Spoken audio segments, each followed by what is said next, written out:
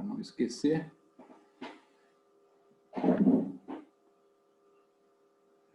Vou iniciar certinho às 9h30 e vou admitindo a turma que está chegando aí ao longo da apresentação, tá? Meu bom dia a todos aí que estão presentes.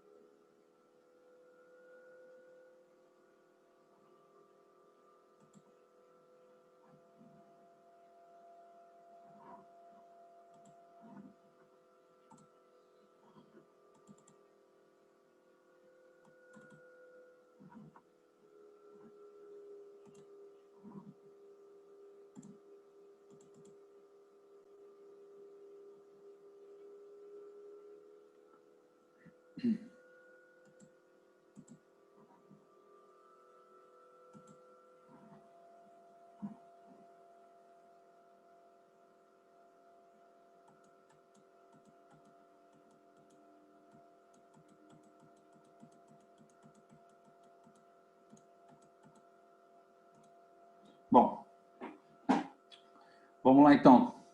Todo mundo me ouvindo bem?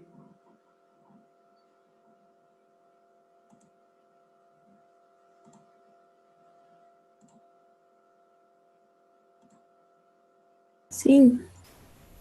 Ok. Então, gente, vamos começar a falar de insuficiência valvar mitral.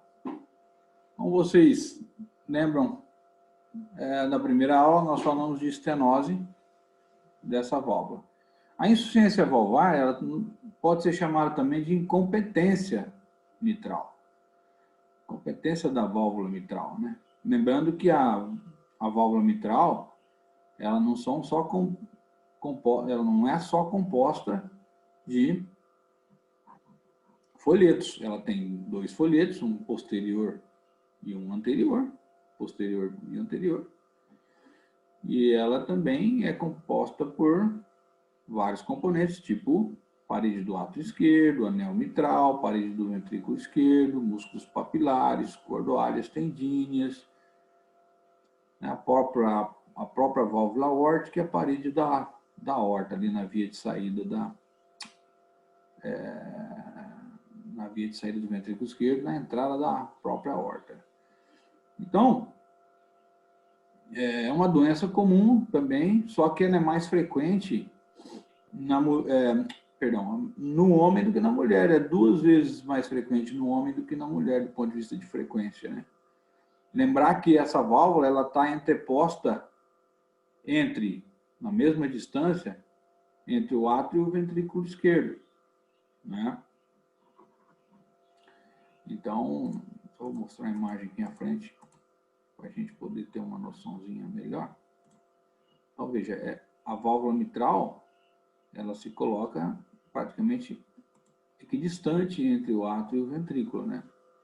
Praticamente eu vou dar aula para vocês a partir dessa imagem, vou falando, né? Que os slides depois vai ficar à disposição, já está inclusive à disposição de vocês. Já deixei isso, então essas aulas todas, inclusive de estenose aórtica, já está aí também, na síndrome orovalvar, depois vocês vão olhando e vão vendo, né? Então, veja bem,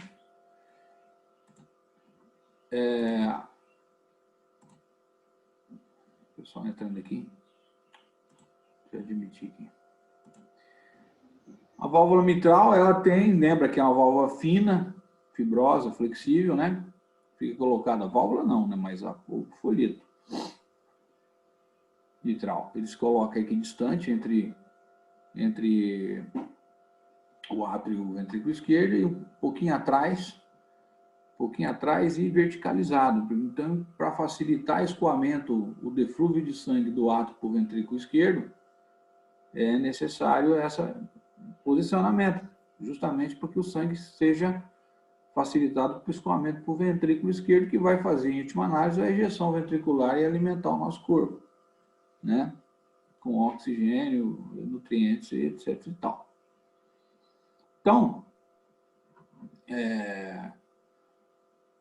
a incompetência, a gente fala de insuficiência valvar, mas pode chamar também de uma válvula incompetente, uma incompetência valvar.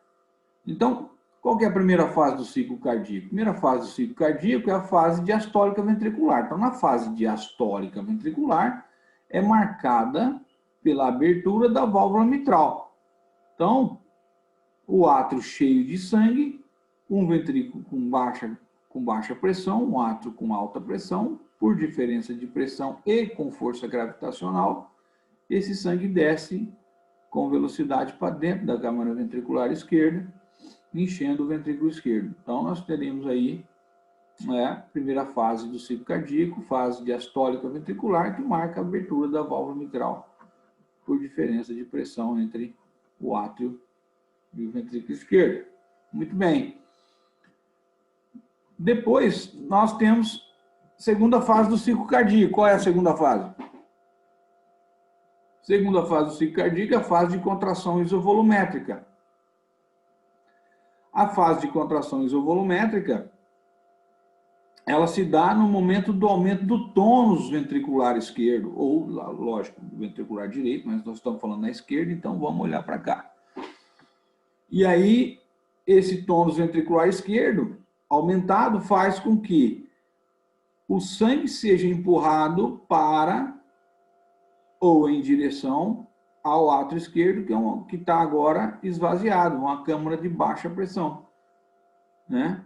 E faz com que esse sangue em movimento desloque essa válvula, esses folhetos mitrais, para a posição do anel mitral. Então, você vai ter aqui a posição do anel mitral, né? O fechamento da válvula mitral.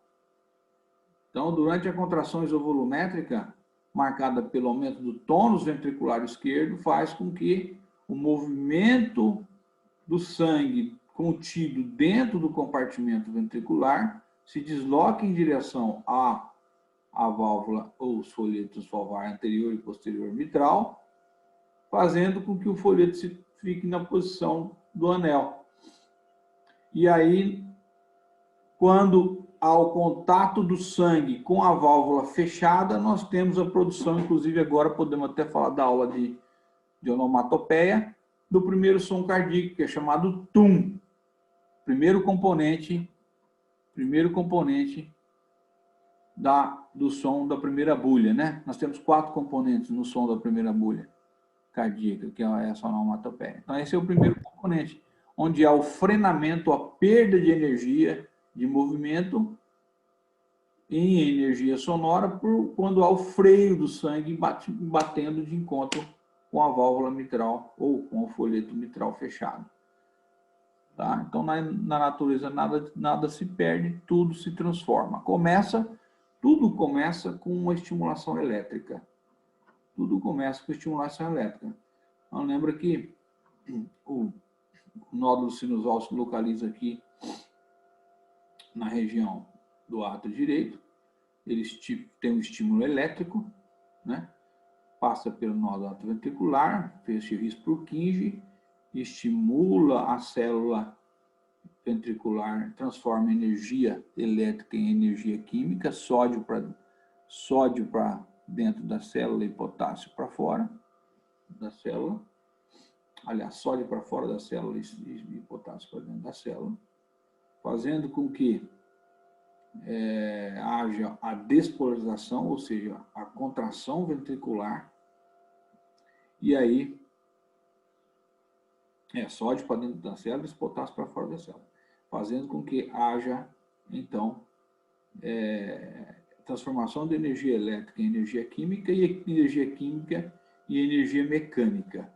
partir da energia mecânica, você tem a contração ventricular, que transforma a energia mecânica em energia de movimento do sangue em direção à válvula mitral, que se fecha, e ela fechando, há um frenamento desse sangue em contato, como se um carro estivesse batendo de encontro com uma parede, né? Perda de energia, de movimento, em contato com a parede das válvulas, transformando a energia de movimento em energia sonora, o que nós chamamos na onomatopeia de tum. Então, na natureza nada se perde, tudo se transforma. Veja bem, aqui, lembra que eu falei para vocês, do ponto de vista etiológico, quer dizer, qual é a maior causa de incompetência ou de insuficiência mitral? Quando eu falei lá atrás de estenose mitral, na segunda aula, nós falamos, a maior causa é febre reumática. Então, gente, quando a gente está falando em país em desenvolvimento ou subdesenvolvido, como o nosso, e outros países latino-americanos, assim mesmo como os países da África, do continente africano, nós temos aí a febre reumática como a maior causa de doenças valvares. Lembra que acomete os pacientes muito cedo, 5 a 15 anos de idade, né? Sem saber. Quem que não tem uma gripezinha, como eu disse para vocês, uma gripe, um resfriado, um sinusite, não sei o quê. E transforma em bactéria, e a bactéria geralmente streptococcus e tal, e leva esse paciente à cardite. Lembrar que pelo menos 20 mil pacientes por ano é operado de doença valvar. E a maioria desses pacientes são operados por doenças decorrentes da febre reumática. Então, a insuficiência valvar também não foge essa etiologia, essa causa, a insuficiência mitral. Então, a incompetência dessa válvula é dada muito frequentemente por febre reumática. Assim, não só pela febre reumática, mas também por uma doença chamada, isso contando com doença primária da válvula, né? Claro, nós estamos falando de uma doença que acomete principalmente o folheto valvar. E lembrar que o paciente que tem insuficiência mitral por febre reumática, ele não tem só insuficiência da válvula, ele tem uma doença plurivalvar. Geralmente, os pacientes com febre reumática, do ponto de vista de semiologia, e falando de semiologia, acomete mais pacientes jovens, né? E com doenças em outras válvulas, na válvula aórtica, na válvula tricúspide, na válvula pulmonar, né? Então, é uma doença que atinge várias válvulas. Então, para fazer diferencial de outras doenças da válvula mitral, de outras doenças com insuficiência mitral, quando você pega um paciente com insuficiência mitral e vê que ela tem outras doenças em outras válvulas, então você já pode pensar, um paciente jovem, 30, 35 anos, 20 anos, 25 anos, com insuficiência mitral e com outras doenças em outras válvulas, pensar em febre reumática sempre. Sempre, quando for jovem. Tá? Qual outra doença pode gerar uma incompetência da válvula mitral? Degeneração mixomatosa da válvula, que é por depósito de proteína. A válvula fica amolecida, ela fica mole. Mas, do ponto de vista semiológico, a gente vê, quando eu estive no HR dando aula no ambulatório de válvula, né, que eu dava aula lá de válvula para vocês, e hoje não atuo mais no ambulatório. Mas, muito frequentemente, chegava um paciente acima de 50 anos, e a gente já conversando do ponto de vista semiológico, eu já dizia para os alunos, olha, paciente acima de 50 anos, dificilmente você vai ter uma febre reumática como causa de incompetência valvar, ou mesmo de estenose.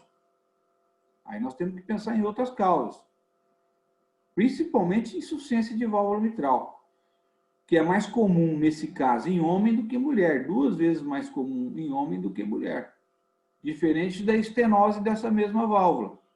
A estenose da válvula mitral causa mais frequentemente em mulher do que homem, 3 vezes mais do que em homem, do ponto de vista de relação entre homem e mulher, de frequência. Né?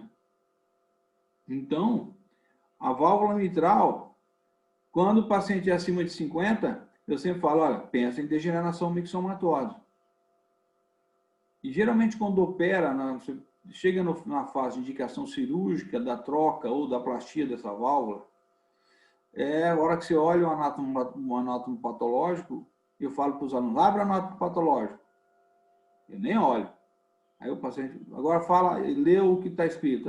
Degeneração mixomatosa. Degeneração mixomatosa. Por quê? Dificilmente você vai achar um paciente com insuficiência mitral acima de 50 anos como causa de febre reumática. Não existe. Existe, mas é muito raro. Muito raro. Porque medicina não é matemática, medicina é dinâmica. Mas é muito raro isso acontecer. Outra coisa, insuficiência mitral isolada, desconfia, é outra causa, não é mitral, não é reumático. Reumático é plurivalvar, comete outras válvulas. Estou com dúvida ainda. Estou com dúvida, tá bom. Então, pergunta para o seu ecocardiografista se tem fusão comissural, lembra? Porque a fusão comissural como alteração patológica da válvula, ela é patognomônica de quê? De febre reumática. Ela é patognomônica de febre reumática. Se tiver fusão comissural, pode crer que existe aí como causa principal a febre reumática.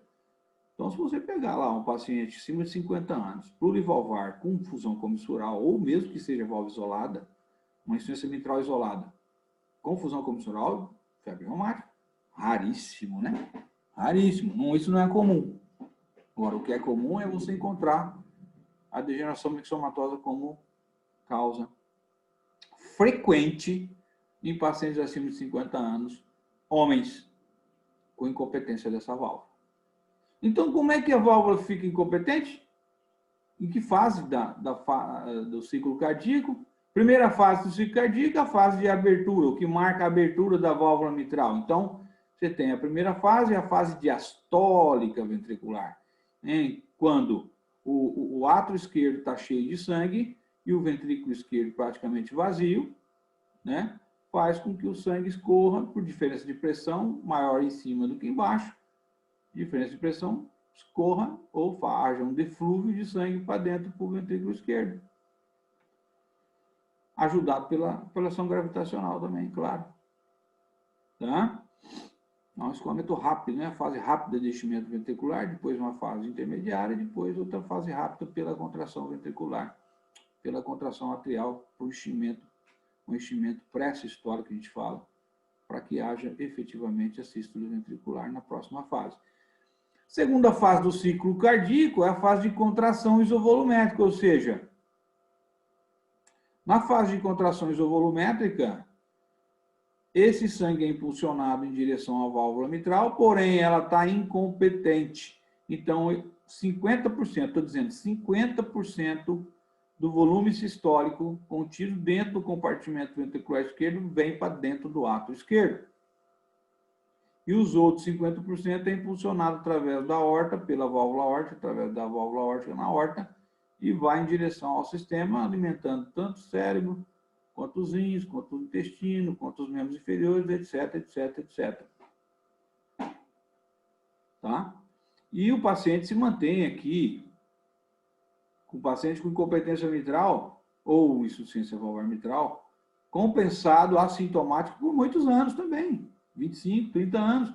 Aqui, podendo até não se manifestar com sintomas.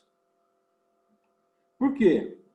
Diferente do paciente com estenose mitral, existe aqui nesse paciente uma colaboração de adaptação do ventrículo esquerdo. Então, não tem só o átrio para fazer dilatação com complacência, também tem o ventrículo. Então, imagina, você tem um ventrículo esquerdo cheio de sangue, que vem, olha só, a contração ventricular, a contração isovolumétrica, 50% vai lá para dentro do átrio. E vem mais sangue que das veias pulmonares, colabora e enche o átrio. Beleza.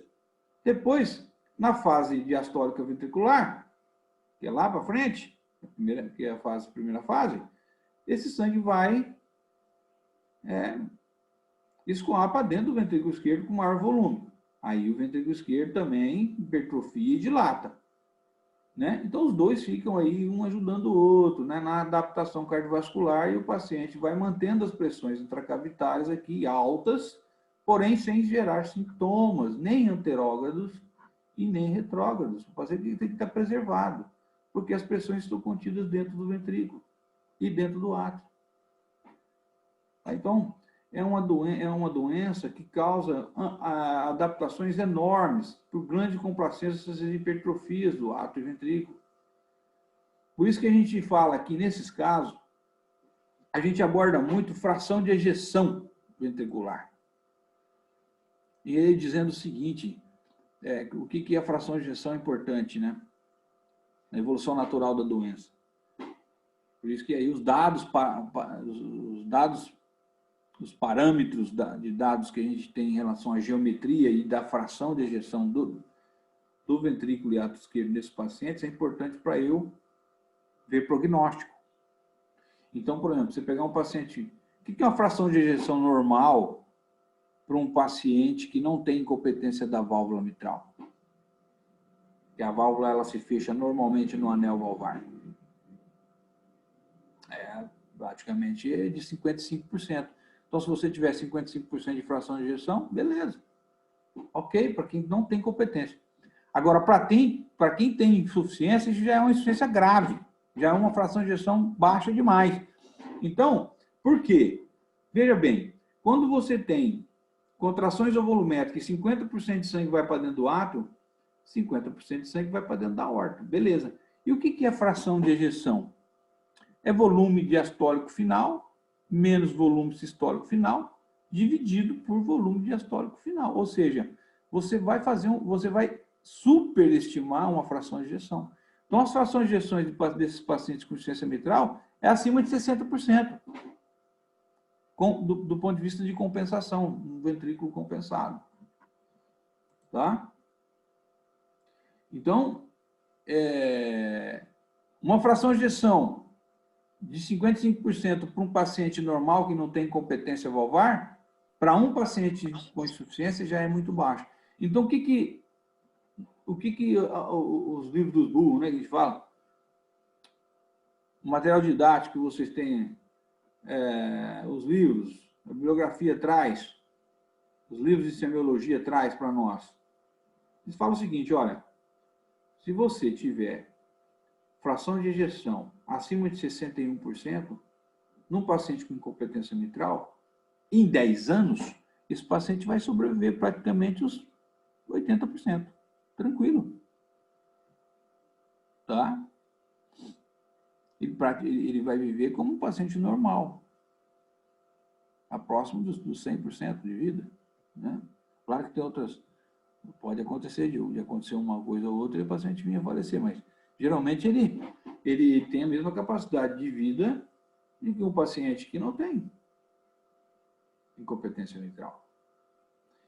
Então, veja, um paciente com fração de ejeção acima de 60%, com insuficiência mitral, independente se ela é mínima, média ou grave, fração de ejeção preservada, tranquilo. Eu sigo olhando o meu paciente clinicamente, olhando esse coração anualmente. Beleza. Então, do ponto de vista etiológico, nós temos que lembrar isso, do ponto de vista primário. Claro. Agora, ainda falando de etiologia, essa válvula, esse anel mitral, ele também pode se dilatar do ponto de vista secundário, a causas secundárias. Qual é? Por exemplo, dilatação do ventrículo esquerdo. O que pode causar dilatação do ventrículo esquerdo?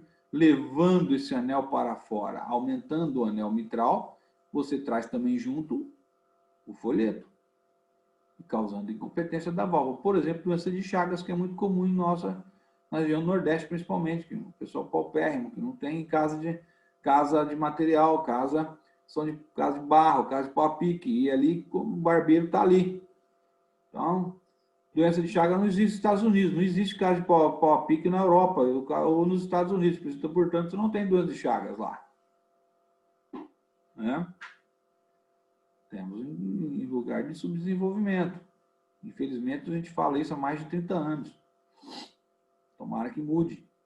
Esperamos que o Brasil seja um país grande de verdade, como o estado de São Paulo. O estado de São Paulo, o Brasil inteiro. Você já pensou um negócio desse? Maravilha? Né? Não só resorts no Nordeste, né? Porque a realidade do Nordeste é outra. É outra. Então, uma insuficiência mitral por isquemia miocárdica, por exemplo, doença tem obstrução coronariana que incapacita esse sangue chegar pelas coronárias, tanto o descendente anterior, como pela coronária direita ou coronária esquerda, de alimentar esse ventrículo, e há uma dilatação ventricular e incompetência valvar mitral em função da dilatação. Né?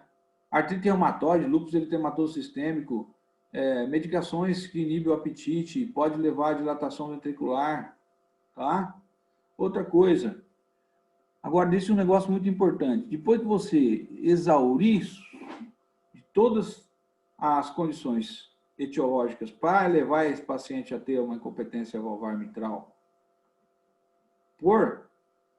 ou tanto primária como secundária, lembrem-se que 47%, quase 47% não, 47% a 49% dos casos de miocardiopatia dilatada, elas são idiopáticas, ou seja, nós não conhecemos causa.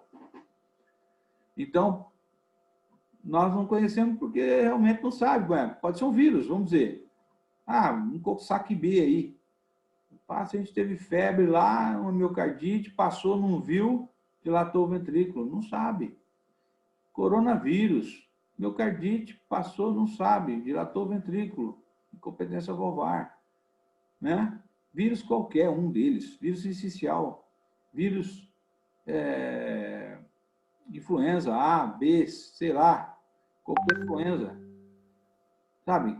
Então você pode ter um acometimento desse ventrículo por outras N causas que a gente não sabe, e dilatou o ventrículo, incompetência valvar, insuficiência valvar mitral. Então, pode-se, do ponto de vista secundário, por todas essas causas, elevar. É mais comum em homem do que em mulher. Correto. Mais comum em homem do que em mulher. 2 vezes mais, no caso da insuficiência mitral. Lembra que na estenose já é diferente. Mais comum em mulher do que em homem. 3 vezes mais comum do que em homem. Estenose mitral. Mas, quando você tiver uma mulher com insuficiência mitral acima dos 50 anos, desconfia que ela tenha calcificação do anel mitral. Porque quando é uma mulher com insuficiência mitral acima dos 50, você pode desconfiar, porque geralmente é mais frequente na mulher quando existe calcificação desse anel. E geralmente ela vem acompanhada de hipertensão arterial. Além de hipertensão arterial, ela pode ter aí dislipidemia associada e obesidade. Então, isso pode acontecer nessas pacientes, tá? Mas só nesses casos, no caso de calcificação do anel. Tá? Lembra também que as alterações patológicas, elas levam esses folhetos, tanto os folhetos como as cordoalhas tendíneas, às alterações.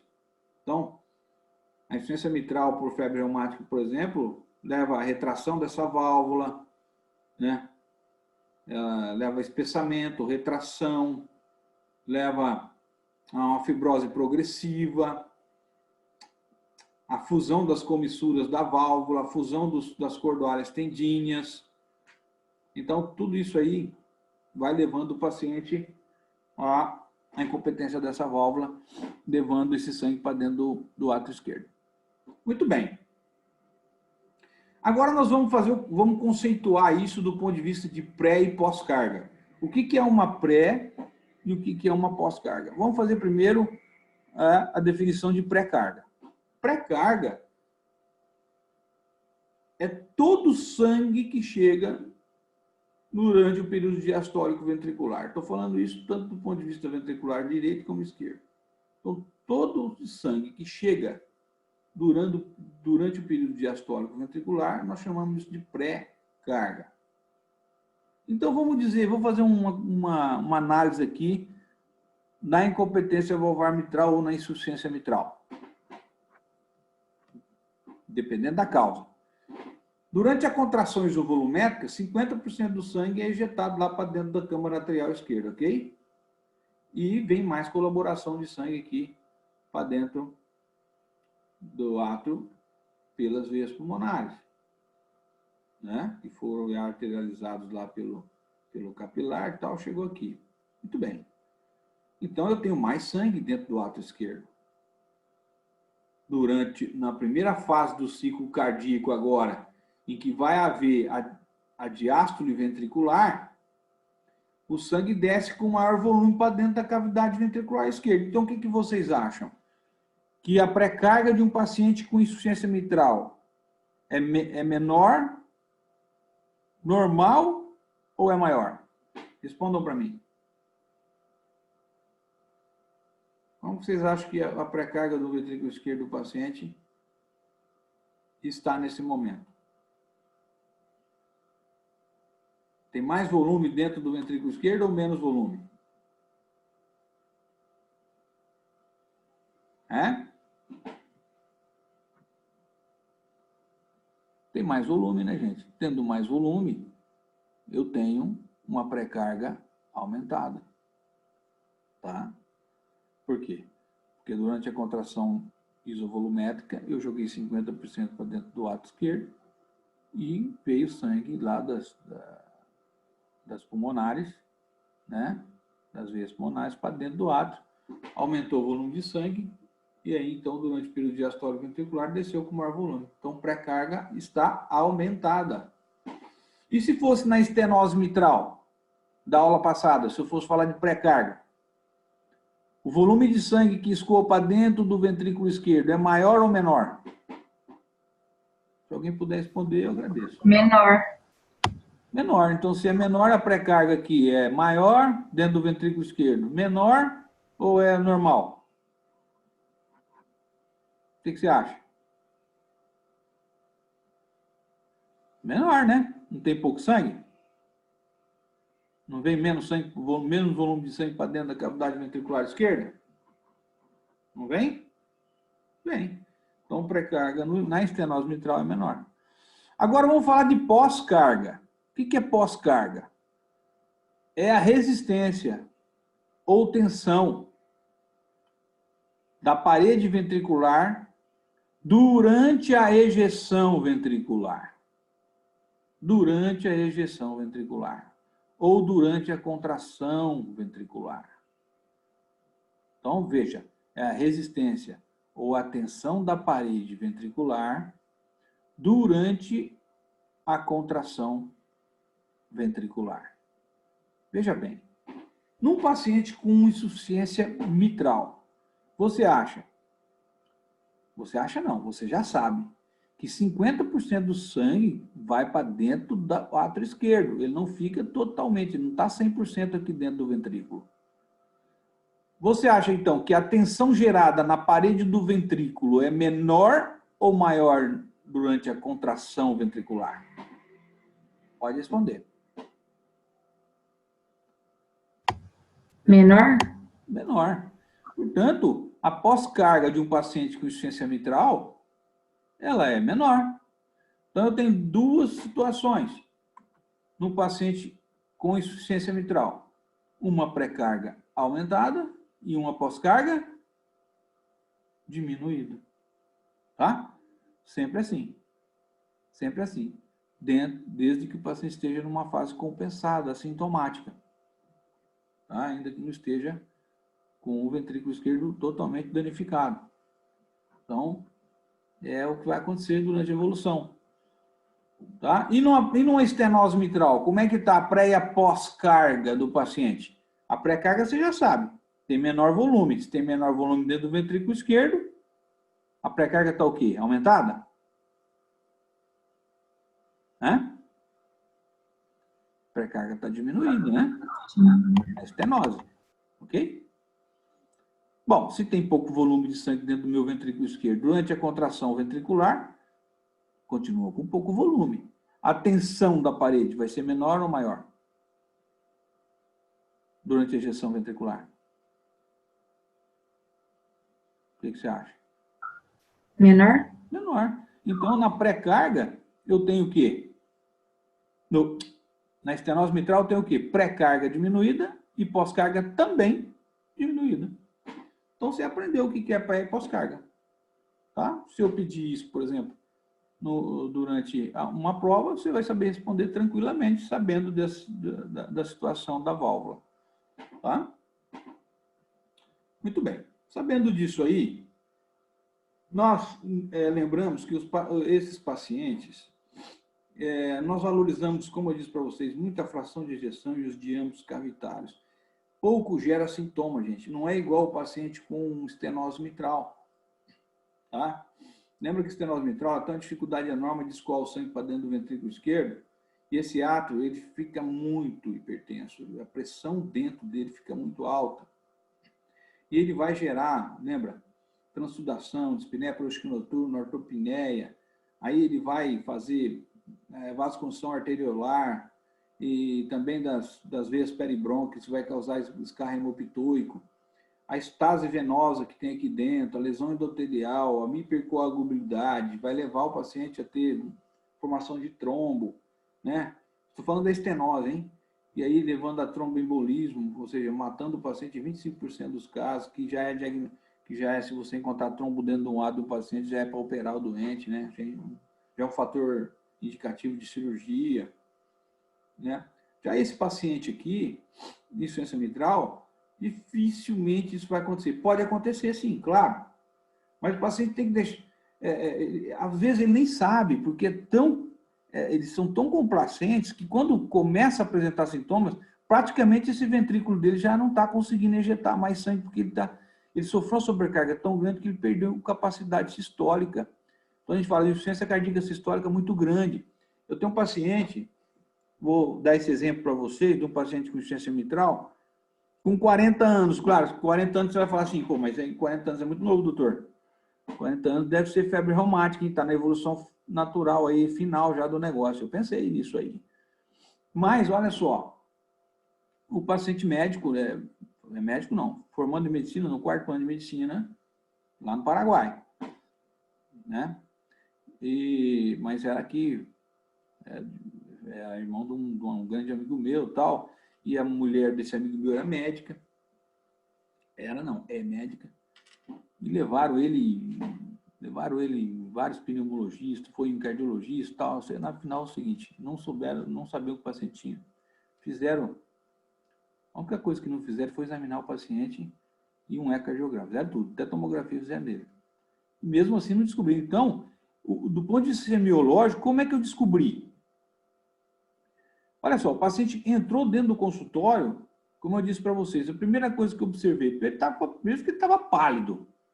Ou seja, existia uma incompetência. Ou ele estava pálido porque ele estava anêmico, ou ele estava pálido porque ele tinha uma insuficiência cardíaca sistólica ventricular esquerda, que estava oferecendo pouco sangue para a periferia, a adrenalina estava tão alta, está tentando ali compensar esse débito cardíaco.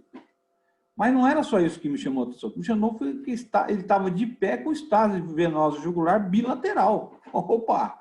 Qual que é o diagnóstico para nós? Para eu e para você hoje, se você observar isso. Se o paciente chegar para você com estase bilateral a 90 graus de inclinação. Insuficiência cardíaca? Direita. Certo? Então, a primeira amostra, eu não tinha ainda conversado com ele tinha uma insuficiência cardíaca direita, até para o contrário. Ele tinha estase jugular venosa bilateral. E aí, na conversa, ele falou assim, doutor, eu falei, quando começou isso? Eu falei, doutor, um mês e pouco, eu comecei a não ter falta de ar.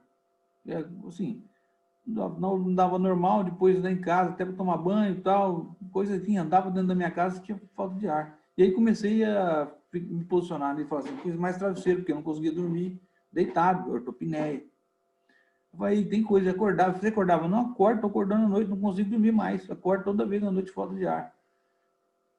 E demora para recuperar para dormir, ou seja, ele tinha uma uma insuficiência cardíaca direita, mas já secundária uma doença cardíaca esquerda, que estava cortou a pneu parótica noturna, tinha todos os comemorativos clínicos. E como que não fizeram diagnóstico no paciente, que era doença pulmonar, e estavam desconfiados de doença pulmonar? Veja a falta da clínica, da semiologia, dos médicos. Né? Eu fiquei estarrecido de ver isso aí. Porque é tão óbvio. Tão óbvio. Né? Qual que era a minha dúvida agora? Sabia que eu ia levantar da minha cadeira, ia colocar meu estetoscópio aqui e ia escutar a terceira bulha. E ele estava, terceira bulha, estava galopando. Confirmou tudo, da conversa. Para o exame físico, eu estava fechado. Ele tinha um sopro sistólico muito discreto e uma terceira bulha presente. Rude, né? Sopro sistólico aqui. E uma terceira bulha importante. Está descompensado, tadinho. Quer dizer, está morrendo. E aí, o que eu tinha que fazer? Eu tinha que, obviamente, ter um ecocardiograma desse paciente. Eu já sabia que era uma incompetência valvar mitral. Mas eu não sabia se poderia ser reumático ou não. Para minha surpresa, ele não tinha fusão comissural, não tinha nada, tinha incompetência apenas da válvula, uma fração de ejeção de 40%. E aí a dúvida, troca ou não troca? Já vai para transplante cardíaco, espera, trata com medicamento, tenta dar um pouquinho mais de follow-up para ele, um segmento maior e tal, e você calcula o quê? O que eu fiz? Quero saber o refluxo desse ventrículo durante a contração para o átrio esquerdo. Por quê? Se ele estiver mantendo um refluxo grande para dentro do átrio esquerdo, mesmo com função baixa, eu tenho certeza absoluta que esse ventrículo ele recupera. Então, indiquei a cirurgia de troca, falei com o cirurgião, um amigo meu, nós concordamos e resolvemos trocar. É uma brigadeira danada, porque médico sabe como é que é, né? Parente de médico, médico levou em outros médicos, vai levando em outros médicos, os médicos vão botando coisa na cabeça do coitado. Aí chegou, passou uma semana, de cirurgia na semana, não foi passar de cirurgia, porque o outro médico falou que não podia. Eu sabia, né, que eles estavam procurando outra situação para não operar. Aí eu cheguei no dia lá, na outra semana, falei, ó, seguinte, já falei com o meu médico, já falei com o cirurgião, eu estou chegando aqui à beira do leito agora para conversar com você, eu vou ser bem sincero. Eu vou ser bem sincero com você. Eu marquei sua cirurgia para quinta-feira que vem. Se você não entrar na sala de cirurgia, eu estou fora do seu caso. Fora. Entendeu o que eu falei? Você não tem mais a minha confiança. E foi onde que ele tomou decisão. Falou, mas quem que é especialista aqui? É a sua irmã? É o fulano de tal? É o ciclano de tal? Ou é o doutor que está acompanhando? Falei, é ele, então porra. E foi para a cirurgia. Bom, graças a Deus, átrio recuperado, ventrículo recuperado, válvula nova, paciente classe funcional 1, 2 hoje, fazendo exercício e voltou a fazer a medicina dele. Tá? Então, semiologia médica, gente, é a base de tudo. É a base. Eu estou falando de um caso de incompetência valvular no paciente jovem, mas eu tenho outros casos, depois não vamos falar de estenose aórtica, próxima aula, eu tenho um caso também sobre estenose aórtica, que foi um caso, tem outros casos, mas é um exemplo de caso para vocês gravarem o momento de operar o doente, não pode ser ultrapassado. Você não pode deixar ultrapassar. Porque se você deixar ultrapassar, você perde seu paciente, não adianta. Eu já vi casos aí de doença valvar e que foi um outro médico cardiologista, hein? E até então, não sei o que aconteceu, não vou falar nome, eu conto o milagre, mas não conto o santo. Um cara que eu, assim, me espelhava no cara. Do ponto de vista de semiologia, para mim era o the best. Mas se perdeu. Não sei o que aconteceu, se doidou, o que aconteceu. E simplesmente virou autodidata. Você não pode virar autodidata. Você tem que obedecer às diretrizes, né? Os livros estão aí, as pesquisas estão aí para você obedecer diretrizes. Quando eu passar a virar autodidata, eu paro com medicina. porque eu começo a matar meu doente. Entendeu? E eu perdi uma paciente por causa de má indicação médica, perdeu o momento cirúrgico do paciente. Claro que o paciente não quer operar. Quem quer abrir o peito? Você fala para o seu paciente, você confia no seu médico, seu médico fala, não vai operar, você não vai, ué. Você confia nele. E se você estiver indicando errado, você mata o seu doente e já era, meu irmão. Não tem, a família pode vir falar o que quiser. Eu sou bem claro. Olha, passou o momento, nós vamos até tentar, porque não tem outro jeito, mas não garanto, tá? E depois eu vou dar essa aula e vou explicar o que aconteceu. Bom, voltando para cá. Exatamente isso. Então, nós observamos muito paciente com insuficiência mitral, os diâmetros cavitários, tanto do ventrículo como do átrio, como a fração de ejeção. Então, o que o livro dos burros fala? O livro dos burros é o que me ensinou a ser um pouquinho menos burro. Né? O que faz?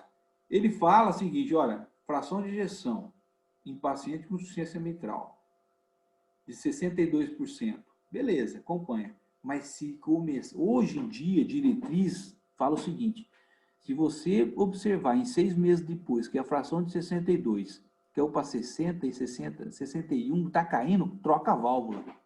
Porque você já vai conseguir preservar esse ventrículo, o paciente vai ficar bem. Então, o parâmetro que a maior referência para nós hoje é a fração de ejeção. Tem outros parâmetros, tá?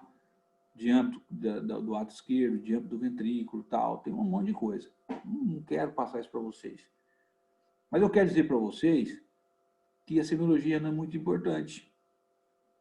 Observar seu doente cada 6 meses, cada 1 ano, fazer um ecozinho nele cada ano, né? Porque nesses casos de incompetência valvular é muito difícil esse paciente ter sintomas.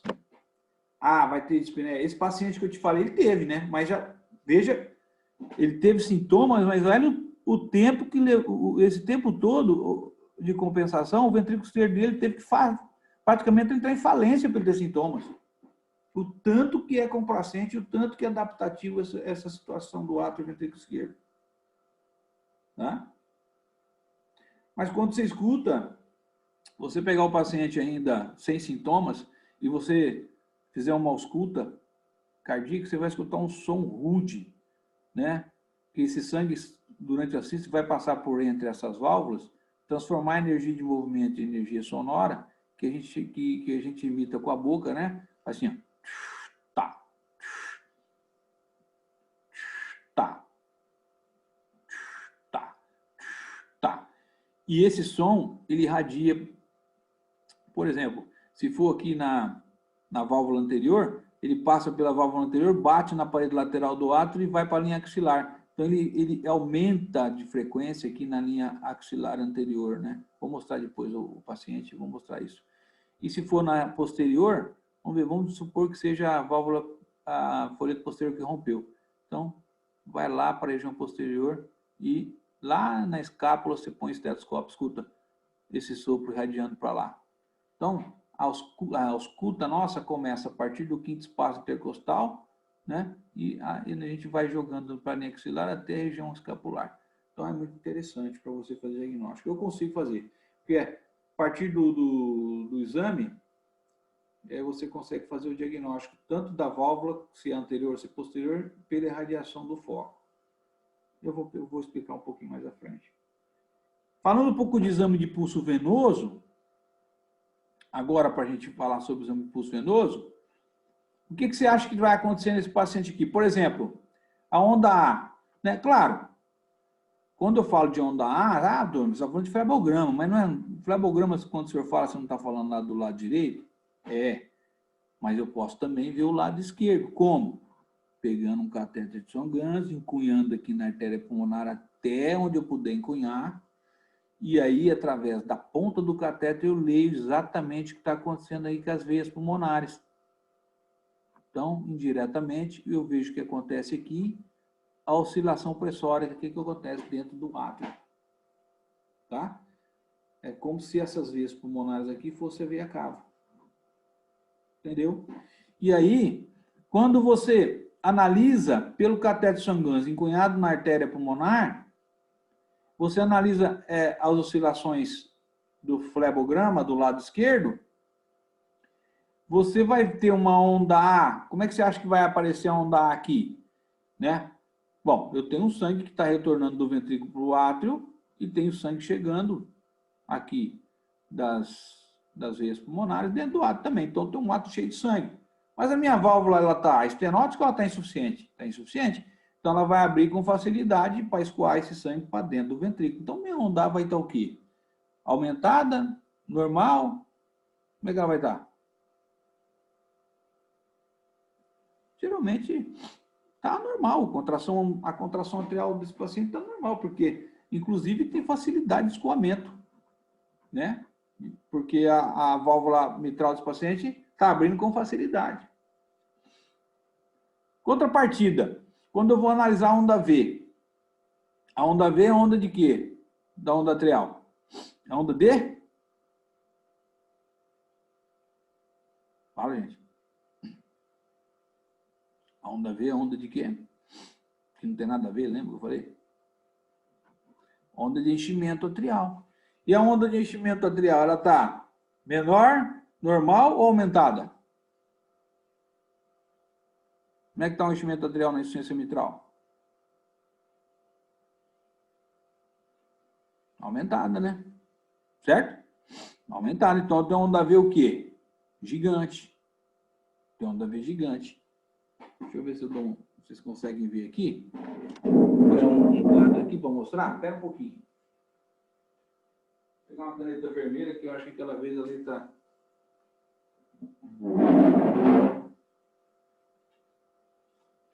Pertinho disso aqui.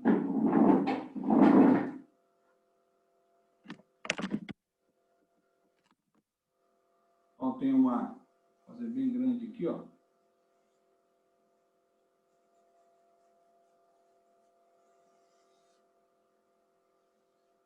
Onda A. X, né? Onda V. Então a onda AV é maior que a onda A. No caso da insuficiência mitral. Certo? Na estenose mitral, a onda V ela pode ser até gigante, mas geralmente no início não é não. E a onda Y, ou a descendente Y aqui, ao invés dela ser oblíqua, ela vai ser verticalizada. Na estenose mitral ela é horizontalizada. Na insuficiência mitral ela é verticalizada, porque o fluxo de sangue desce com muita velocidade para dentro do ventrículo esquerdo. Deu para ver aí? Deu para ver, gente? Sim. Ok.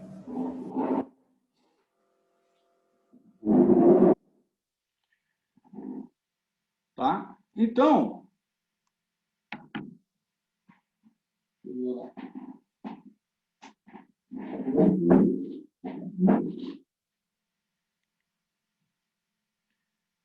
beleza. Então, do ponto de vista de análise periférico, quando eu for avaliar minhas veias, minhas artérias radiais, agora partindo para o exame físico, como é que você vai observar isso na insuficiência mitral? A artéria radial, por exemplo, claro que eu palpo a periferia, eu palpo pelo pulso pedioso, pulso radial, mas vamos pelo radial, tudo bem. Então, as características do pulso, né? Tensão, ritmo, frequência, amplitude e similaridade. Beleza. Como é que você acha que vai estar seu pulso radial na ejeção ventricular desse paciente com insuficiência mitral? Como você acha que vai estar? Como 50% vai para o átrio, 50% vai para dentro da aorta. Então, você tem mais ou menos volume aqui dentro do cajado aórtico, ou dentro da aorta, ou dentro aqui da sua artéria radial. Tem menos ou mais? Tem menos, né? Tem 50% a menos de volume de sangue, porque 50% está indo lá para o átrio. Então, a tensão gerada dentro da sua artéria radial vai estar o quê? Diminuída, aumentada, normal? O que você acha? Diminuída. Então, tem uma tensão diminuída. E a frequência?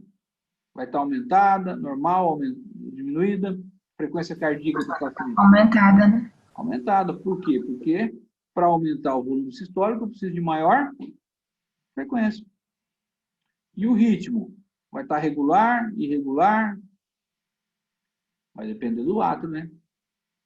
Se o ato estiver batendo em ritmo normal, sinusal, beleza. Se não, vai estar irregular. Aí depende do que estiver acontecendo com o ato. Geralmente, os atos muito grandes causam fibrilação atrial. E pode estar irregular nos pacientes com insuficiência mitral. Mesmo porque mesmo a cardite reumática pode levar o paciente à insuficiência mitral. Mas se não for reumático, um átrio muito grande também gera instabilidade elétrica e pode levar o paciente à fibrilação atrial e deixar seu ritmo irregular. Tá? Amplitude de pulso. Ela está magna, ela está média ou ela está parva, pequena? O que você acha? Amplitude de pulso aqui do pulso radial. Hã? Diminuída? Menor? Menor. Menor? Menor. Parva, pequena. Tá? Amplitude pequena. Por quê? Porque eu tenho menos de 50% de volume injetado. Então, essas são as características do pulso. Similaridade, claro, vai ver dos dois lados, ver se está igual e tal. Muito bem. Agora, indo para o ictus cordis. Eu quero sair dessa imagem. Vou sair dessa imagem. Eu quero mostrar outra coisa para vocês. Só um minutinho.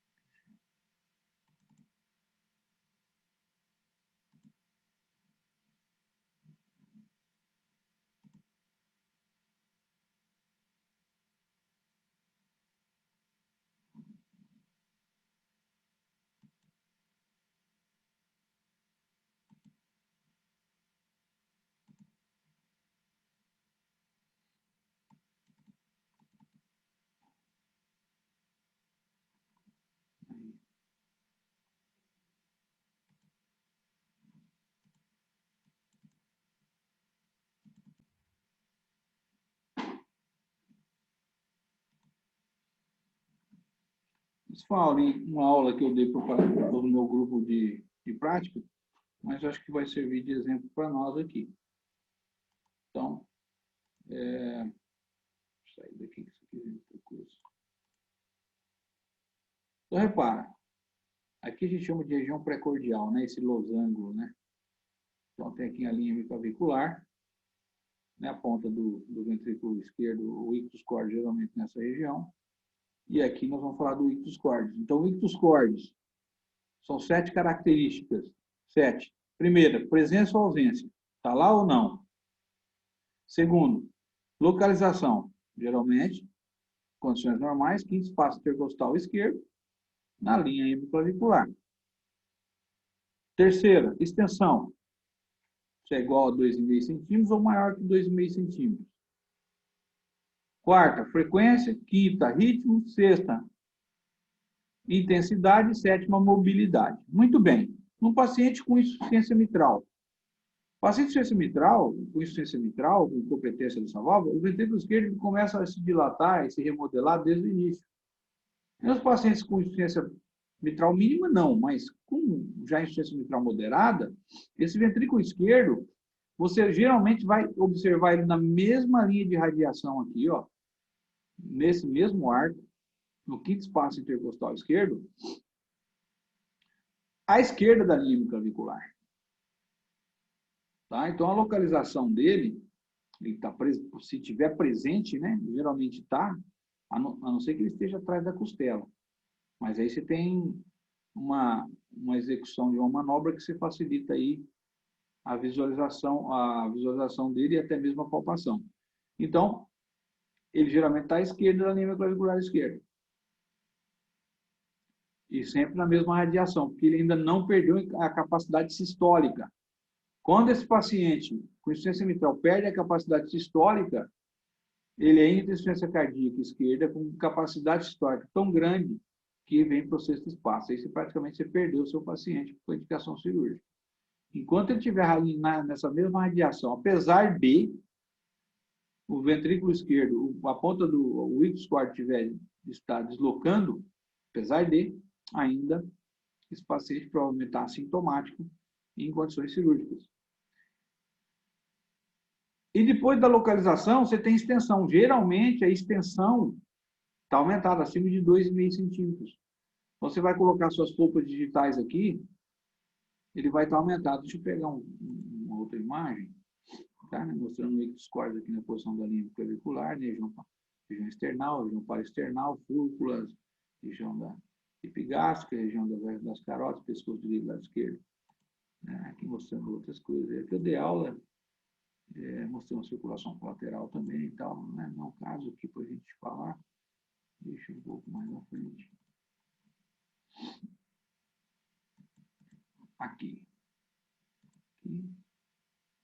Né? Mostrando aquela imagem que eu mostrei para vocês, aqui a região do ictus, né? Na linha clavicular esquerda e tal. E aqui, olha só.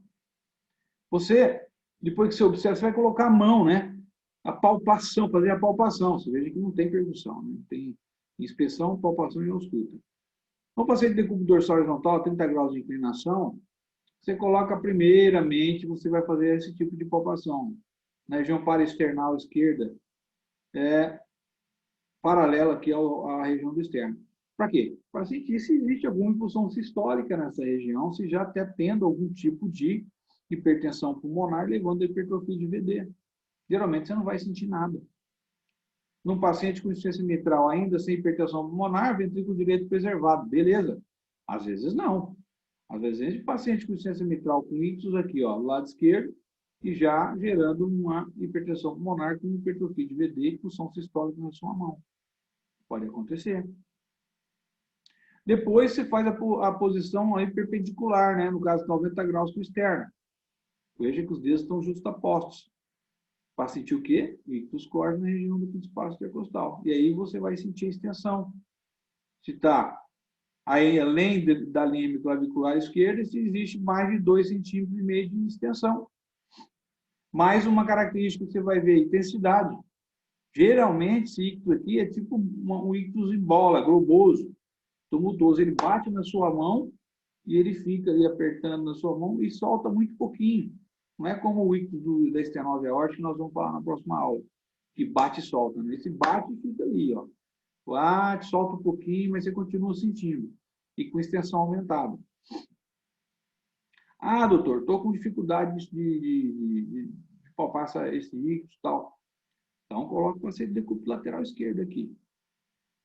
Passando o paciente médico do lado direito. Só que essa mão, eu sugiro que você coloque atrás da cabeça do paciente. O braço esquerdo do paciente está para cima com a mão aqui atrás da cabeça, tá? Para livrar bem a região axilar dele. Ah, não ficou muito bem aqui. O doutor aqui, acho que vou preguiça de colocar o braço esquerdo atrás da cabeça do paciente. Tá? Então, por quê? Quando você fizer isso, se além de você ver a mobilidade do ictus, que vai, no caso, se tiver deslocado na posição de decúbito dorsal horizontal, por exemplo, já está além da linha clavicular esquerda, quando você deslocar ele para a esquerda, esse ictus vai vir aqui, ó, na região médio, na região da linha médio axilar e até na região posterior. Você vai conseguir sentir bater na sua mão com muito mais vigor, porque ele aproxima muito mais do gradil costal. Tá? Decúbito de Pachon. Decúbito de Pachon. Tá? Outra coisa, agora sim, agora eu vou para uma imagem que eu quero mostrar, que eu quero falar da ausculta cardíaca. Então, vou sair daqui. Quero abrir outra coisa.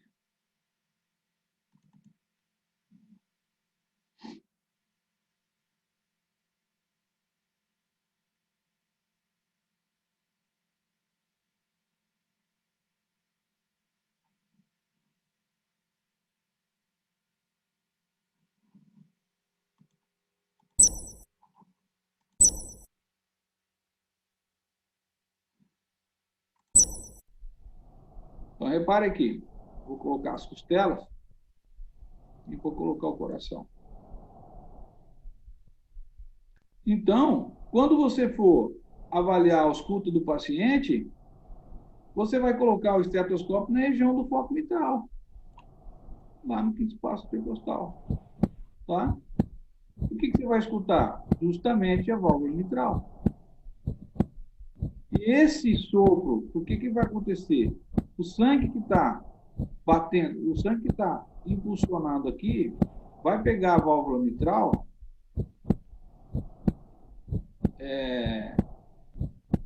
com incompetência. Então, esse sangue vai para onde? Vai lá para a parede lateral, né? Se for, por exemplo, o folheto anterior aqui, ela vem aqui para a parede lateral. Você vai conseguir escutar muito bem aqui na região maxilar, ó, esse sopro, se for o folheto anterior. Se for o folheto posterior, veja aqui o músculo papilar póstero-medial. Se for o folheto posterior, esse fluxo vai lá para trás do átrio. Então, você vai escutar lá na escápula, lá atrás. Então, você vai pegar seu estetoscópio, você vai colocar aqui, mas vai colocar lá atrás do escápula. Às vezes, você põe aqui, você escuta um pouquinho. Você vai lá atrás do escápula com um soprão. Aí, você sabe que é a válvula posterior que está rota. Tá? Se você colocar aqui desse lado e o som for muito alto desse lado, lá atrás menos, a válvula anterior que está rota.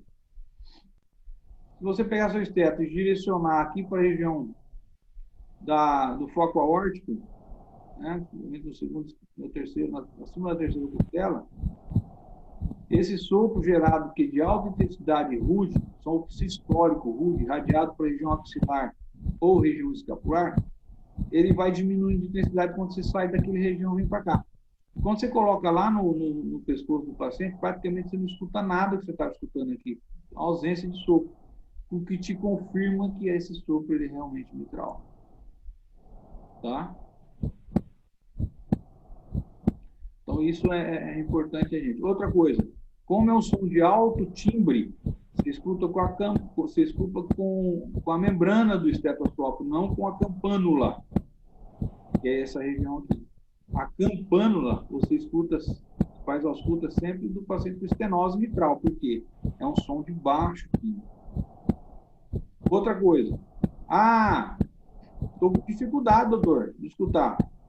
Então, você vai colocar o paciente de decúbito lateral esquerdo, decúbito de Pachon, vai jogar o estetoscópio ali naquela região que deslocou o ventrículo 3,5 centímetros para cá. O som vai ficar mais vigoroso porque está mais próximo do gradil. Doutor, estou com dificuldade. Beleza, então o que você faz? Manda o paciente respirar profundamente, joga o ar para fora. Quando você joga o ar para fora, o que você faz? Você aumenta a pressão intratorácica, faz uma ordenha pelo aumento da pressão intratorácica nas veias pulmonares, aumenta o fluxo de sangue dentro do átrio que vai para dentro do ventrículo. Durante a ejeção ventricular, você escuta com maior vigor esse sangue passar por entre as válvulas. Por quê? Porque você aumentou a capacidade de enchimento ventricular durante a expiração forçada. Então, o que otimiza a sua ausculta? Tanto o decúbito de Pachon, como o decúbito ventral desse paciente, como também a expiração forçada. Tá? Lembrem que essa aula está sendo gravada e eu vou disponibilizar para vocês. Ok? Vou deixar o link disponível aí para vocês. Gente, alguma dúvida? Pode perguntar agora ou encerramos a aula.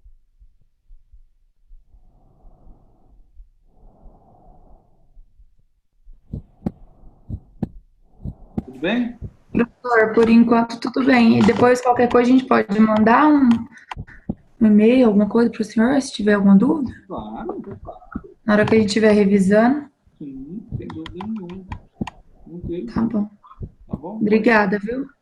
Gente, fique com Deus aí. Boa semana para vocês, tá bom? O senhor também. Obrigada. Professor, obrigada. Tchau. Nada, gente. Um abraço. Um abração.